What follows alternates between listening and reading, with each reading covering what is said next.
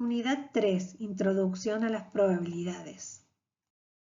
A partir de un problema de estudio se define una población y las medidas que se calculan sobre esa población se denominan parámetros. Si se selecciona una muestra, las medidas de la muestra se denominan estadísticos y esos estadísticos son variables porque surgen de una muestra que es aleatoria. A partir de esos estadísticos se estiman los parámetros con cierta incertidumbre. Para obtener o para poder medir esa incertidumbre y obtener resultados confiables y seguros, la estadística inferencial se apoya en la teoría de probabilidad, que es la rama de la matemática que estudia fenómenos aleatorios. Hay distintos tipos de experimentos o fenómenos.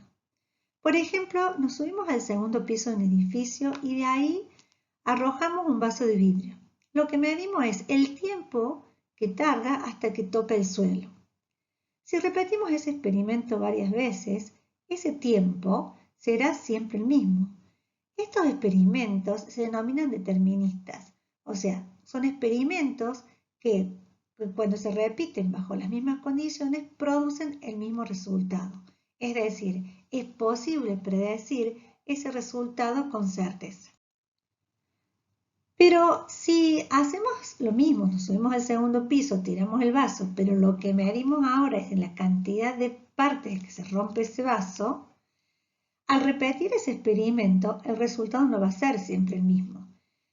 Estos experimentos, que son los que a nosotros nos interesan, se denominan aleatorios o fenómenos aleatorios, porque cuando se repiten bajo las mismas condiciones no se observan los mismos resultados. Por lo tanto, no es posible predecir con certeza cuál va a ser el resultado observado.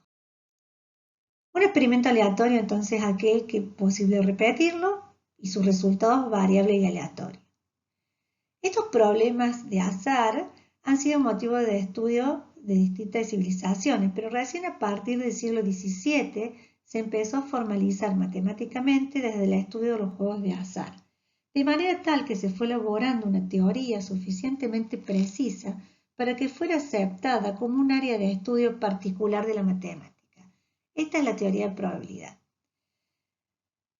Para definir en primer lugar los resultados de estos experimentos, vamos a definir el espacio muestral. El espacio muestral, que lo simbolizamos con la letra omega, es el conjunto de todos los posibles resultados de un experimento. Cada uno de esos resultados del experimento se denominan eventos y son mutuamente excluyentes entre sí. Eso significa que no pueden darse dos resultados a la vez. Vamos a ver una clasificación del espacio muestral. Un espacio muestral es discreto si sus resultados se pueden numerar, o sea, tiene que ver con los números enteros. Pero a su vez, estos pueden ser finitos. Por ejemplo, veamos, si arrojamos un dado y observamos el resultado, el espacio muestral o el conjunto de resultados posibles van a ser las 6 caras. 1, 2, 3, 4, 5, 6.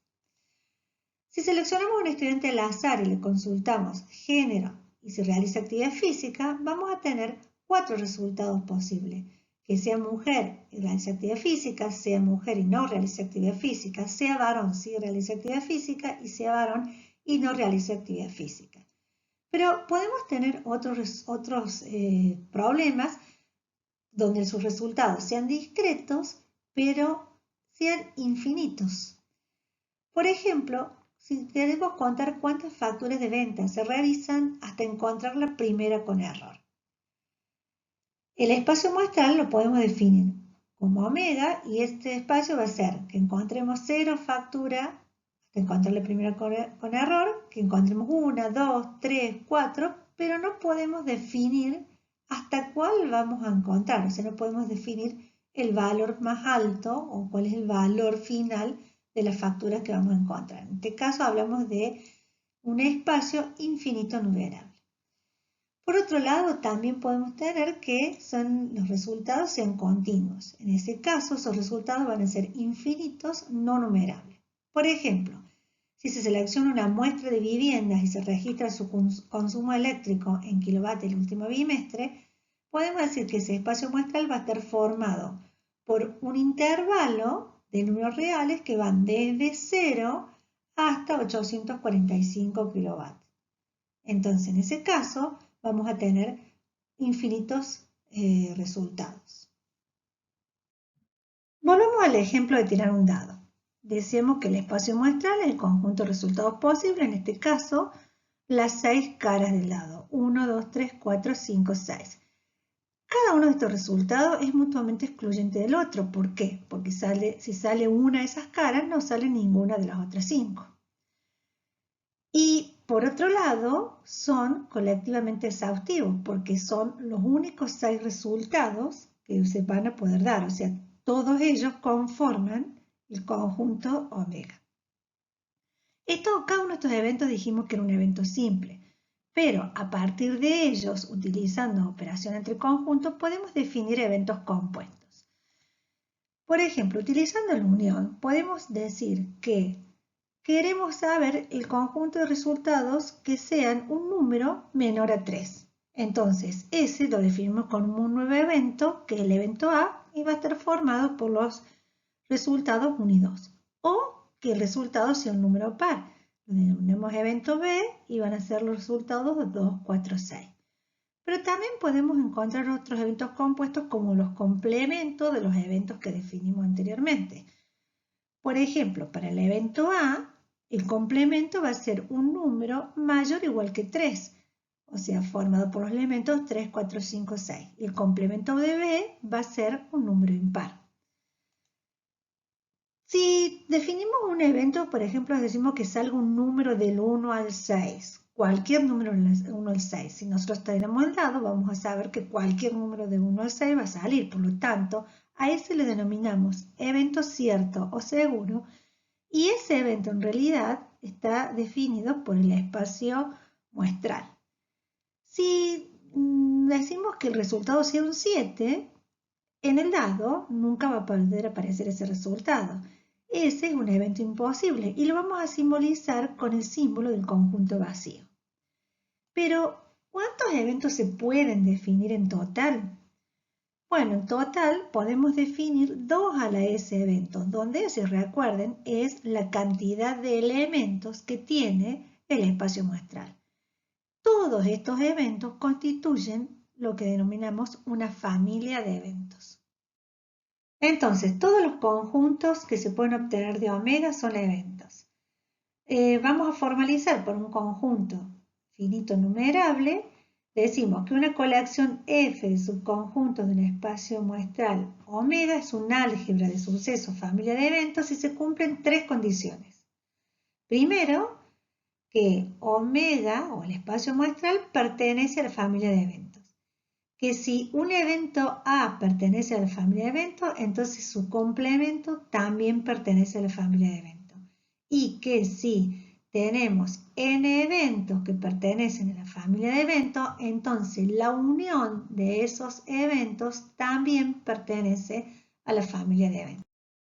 Hasta ahora hemos definido entonces el conjunto de resultados posibles de omega y toda la familia de eventos que surgen a partir de ese conjunto.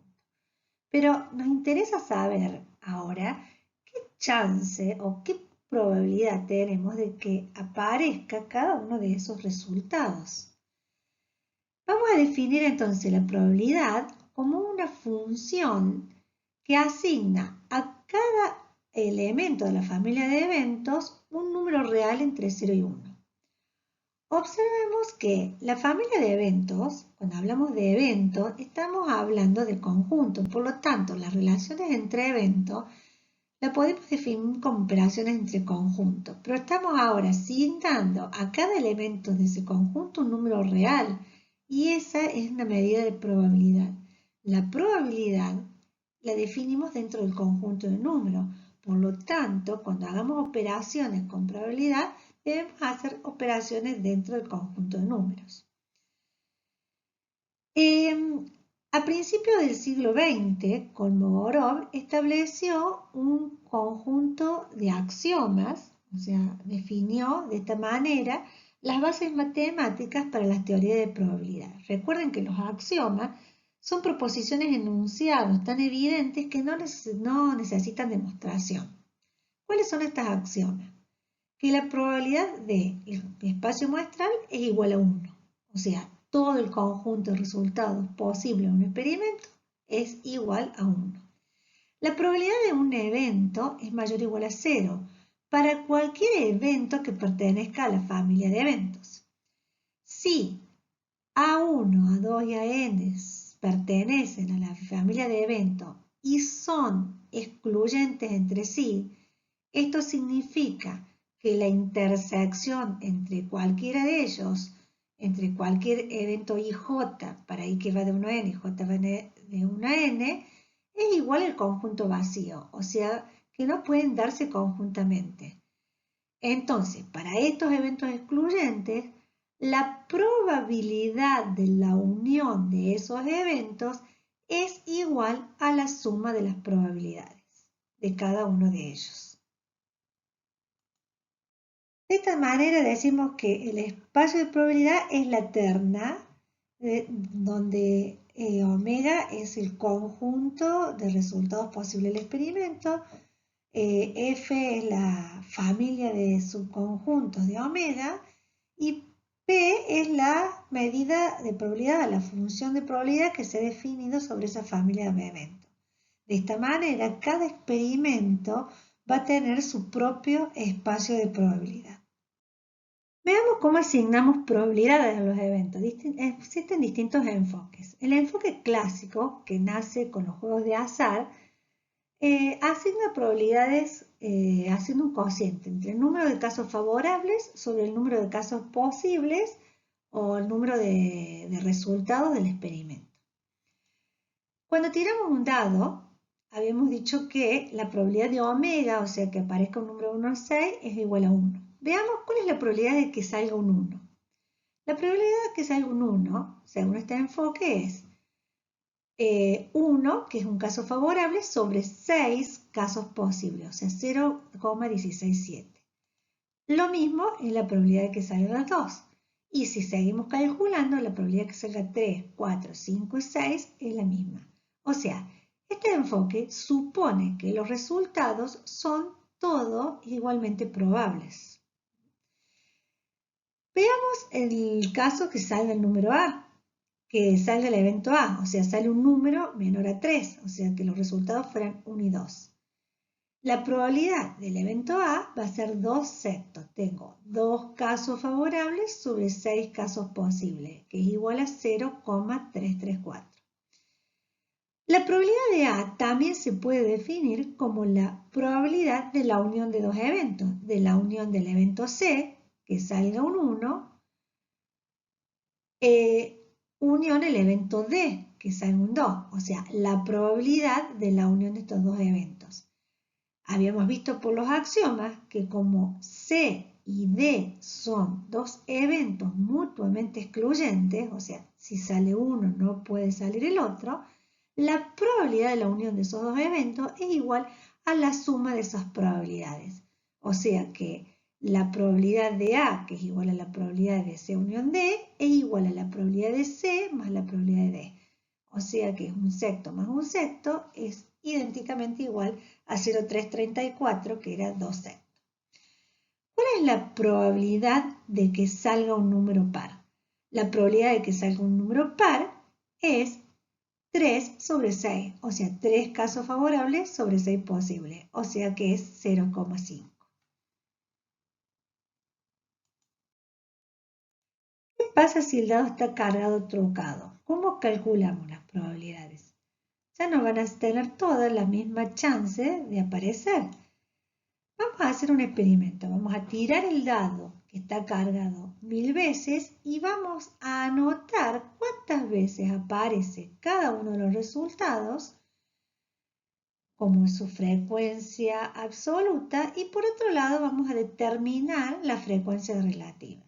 Entonces, el 1 apareció 147 veces, o sea, con una frecuencia de 0,147, el 2 147, el 3 144, el 4 148, 5 205 y el 6 209.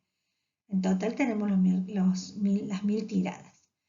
Entonces, hay un enfoque que se denomina enfoque frecuentista, que define a la probabilidad como el número de veces que ocurrió el evento A sobre el número de pruebas. Este enfoque supone que el experimento se puede repetir muchas veces bajo la misma condición. Entonces, asocia a la frecuencia relativa para n que tiende a infinito como una medida de probabilidad. Veamos en nuestro ejemplo cuáles son las probabilidades que habíamos calculado anteriormente para este nuevo dado que hemos definido que está cargado o que está trucado. La probabilidad de omega sigue siendo igual a 1, o sea, la probabilidad del espacio muestral es igual a 1. Pero ahora la probabilidad de que salga un 1, o sea, el evento que definimos como C, tiene una probabilidad de 0,147. Y la probabilidad de que aparezca un 2 en el evento D es 0,147. Pero la probabilidad de que aparezca un 3 va a ser 144, la probabilidad de que aparezca 4 es 0,148, la probabilidad de que aparezca 5 es 0,25 y la probabilidad de que aparezca un 6 es 0,29. O sea, no van a ser los resultados igualmente probables. La probabilidad de que aparezca un número menor que 3, el evento A que habíamos definido, va a ser igual a la probabilidad de que aparezca un 1 más la probabilidad de que aparezca un 2. O sea, si sumamos esas dos probabilidades, 0,294. Y la probabilidad de que aparezca un número par ahora va a ser igual a 0,54. Hemos determinado dos medidas de probabilidad, la clásica y la frecuentista. Existen otro enfoque, se llama enfoque subjetivo, que no tiene sustento teórico, que es en los casos que un experto sobre un tema puede determinar la probabilidad que ocurra determinado hecho. Por ejemplo, un médico, a partir de los síntomas de su paciente, puede determinar con cierta probabilidad de que ese paciente sufre determinada enfermedad. O un economista, a través del análisis de un conjunto de variables económicas, puede predecir o dar una medida de probabilidad que el año siguiente ocurra un crecimiento económico. Nosotros nos vamos a enfocar o vamos a obtener solamente medidas de probabilidad con el enfoque clásico y el enfoque frecuentista. Veamos ahora algunas propiedades de las medidas de probabilidad. Dado entonces un espacio de probabilidad, o sea, dado el conjunto de resultados posibles, la familia de eventos y definida una medida de probabilidad, se verifica que la probabilidad del complemento de un evento A es igual a 1 menos la probabilidad de ese evento. La probabilidad de el evento imposible, que lo habíamos simbolizado con el conjunto vacío, es igual a 0. La probabilidad de la diferencia entre dos eventos, la probabilidad del evento B menos A, es igual a la probabilidad del evento B menos la probabilidad de la intersección de esos dos eventos. La probabilidad de A unión B va a ser definida en forma general como la probabilidad de A más la probabilidad del evento B menos la probabilidad de la intersección, o que también vamos a llamar probabilidad conjunta. Esta ley se llama ley aditiva, es la ley general de la unión, de la probabilidad de la unión. Nosotros antes habíamos dicho que la probabilidad de A unión B era igual a la probabilidad de A más la probabilidad de B, pero si A y B eran eventos mutuamente excluyentes, y si eran mutuamente excluyentes era porque su intersección era vacío. O sea, si su intersección era vacía, la probabilidad de intersección era 0. Pero la regla general es que la probabilidad de la unión de dos eventos es igual a la suma de sus probabilidades menos la probabilidad conjunta de esos dos eventos, que es la probabilidad de la intersección de ellos dos. Esta es la regla general. Para demostrar estas propiedades o teoremas, vamos a utilizar los axiomas sobre los que se basa la teoría de probabilidad. Esas demostraciones están disponibles en el material de estudio. Bueno, como corolarios de estas propiedades surge que la probabilidad de cualquier evento está definida entre 0 y 1. Que si tengo un evento A que está incluido en un evento B, la probabilidad de diferencia, que es la probabilidad de, es igual a la probabilidad de B menos la probabilidad de A, y que la probabilidad de A es menor o igual a la probabilidad de B, y que la probabilidad de la unión es menor o igual siempre a la probabilidad de a la suma de las probabilidades de esos dos eventos. Vamos a definir un poquito más qué son las probabilidades conjuntas a partir del siguiente ejemplo. En la tabla siguiente resumimos la información sobre los alumnos de Estadística 1. Esta es una tabla de contingencia donde tenemos medidas, dos características, género, actividad física, con cada una de las categorías de esas características, esas variables, y hemos establecido una tabla con la frecuencia relativa. El experimento es ahora si seleccionamos un alumno al azar de ese curso de estadística. ¿Cuál es la probabilidad de que sea varón y no realice actividad física? Este experimento ya lo hemos puesto como ejemplo. Al principio hemos dicho que en realidad el conjunto de resultados posibles es que sea mujer realiza actividad física, mujer no realiza actividad física, varón sí realiza actividad física y varón no realiza actividad física. Por lo tanto, si volvemos a la tabla, vemos que las probabilidades que están en el centro, que son las intersecciones entre las dos características, son probabilidades conjuntas. O sea, esos valores de la frecuencia relativa lo podemos asociar con probabilidades conjuntas, o sea, probabilidades que ocurran las dos características o los dos eventos simultáneamente. Y las probabilidades de la suma de la fila y de las columnas son probabilidades marginales. Observen que acá hemos puesto probabilidad de B intersección S y acá en vez de poner B intersección S ponemos cuando definimos omega B, S. Es muy común que en probabilidad usemos la coma en reemplazo del símbolo de intersección, o sea, como probabilidad conjunta, que aparezcan dos eventos simultáneamente. Bien, entonces la pregunta era, ¿cuál es la probabilidad de que sea varón y no realice actividad física? Si tomamos el valor de la celda va a ser 0,05. También podemos decir que existe un 5% de chance o un 5% de probabilidad de que el alumno que seleccionamos sea varón y no realice actividad física. Pero si condicionamos ya el espacio, o sea, ahora ya sabemos, si ya sabemos que el alumno realiza actividad física, ¿cuál es la probabilidad de que sea mujer? O sea, lo que estamos diciendo ahora es la probabilidad de que sea mujer dado que conocemos que realiza una actividad física. O sea, estamos hablando de un evento, la probabilidad de un evento condicionado a un evento condicionante o condición que ya está establecida, que en este caso es que sabemos que realiza actividad física. Esta probabilidad se denomina probabilidad condicionada y se calcula como la probabilidad conjunta de los dos eventos, o sea, la probabilidad de la intersección, en este caso que sea mujer y realiza actividad física, sobre o dividido la probabilidad de la condición. En este caso, la condición es que realiza actividad física.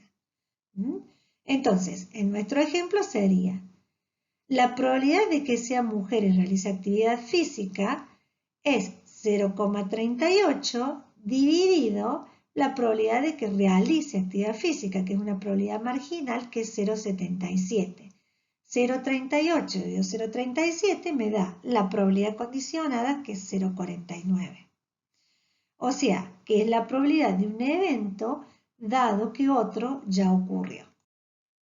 Esta probabilidad condicional es una redefinición del espacio de probabilidad.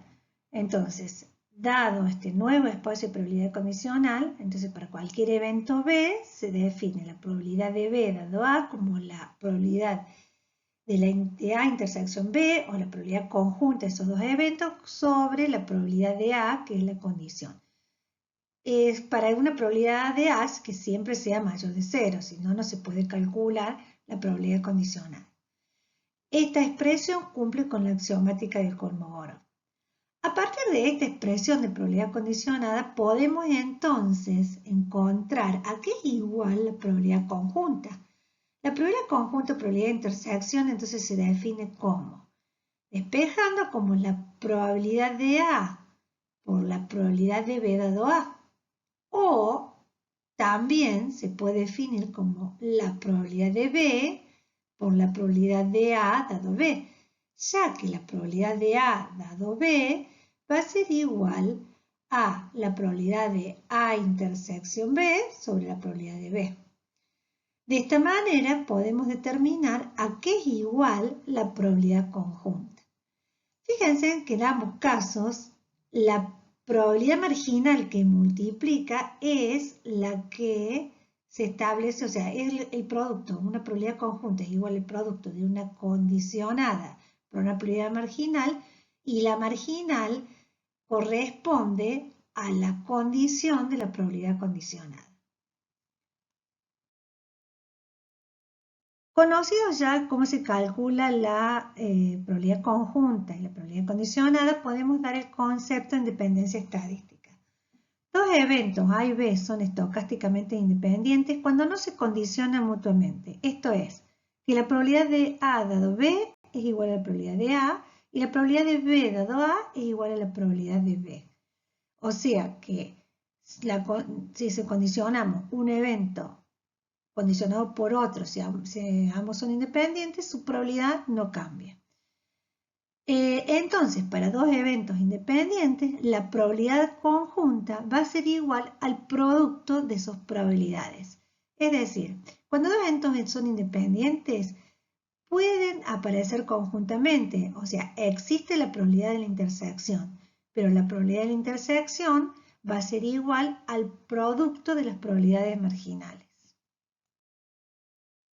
Resumiendo las probabilidades y las reglas que hemos visto, tenemos en general dos reglas importantes.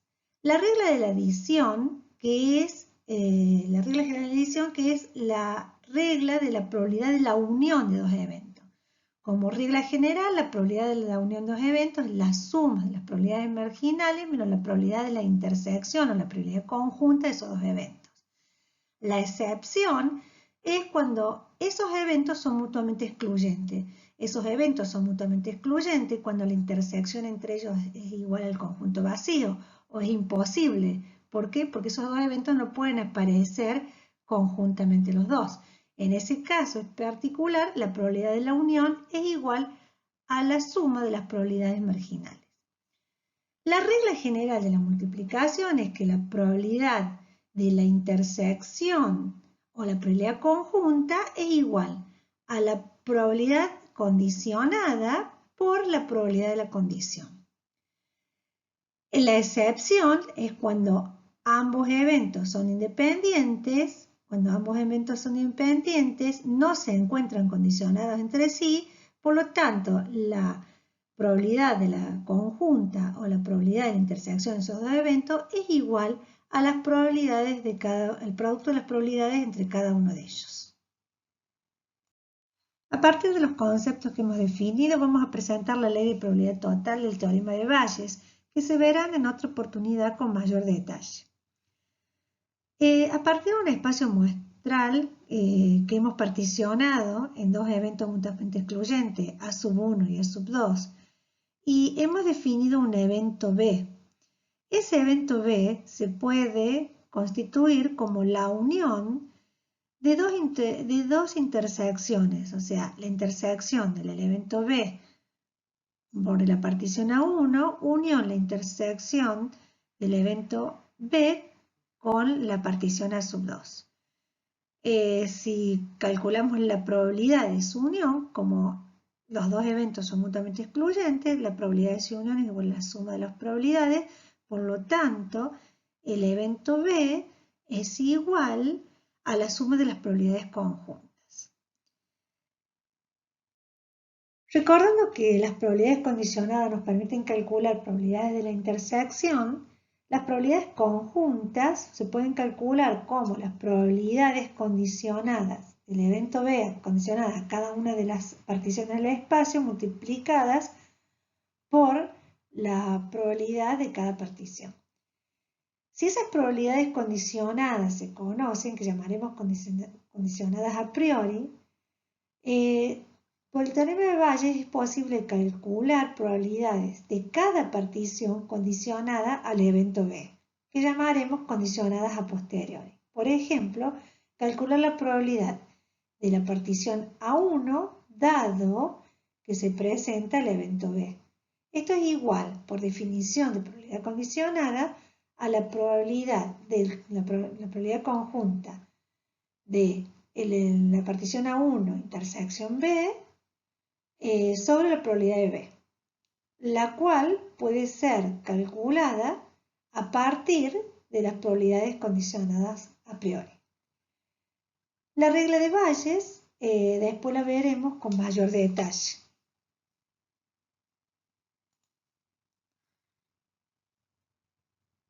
Este es un resumen de la unidad.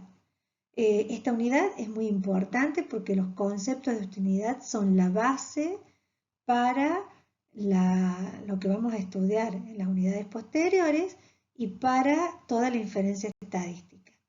Los invitamos a seguir profundizando en esta unidad siguiendo la guía del esquema de trabajo que le hemos propuesto y el material de estudio.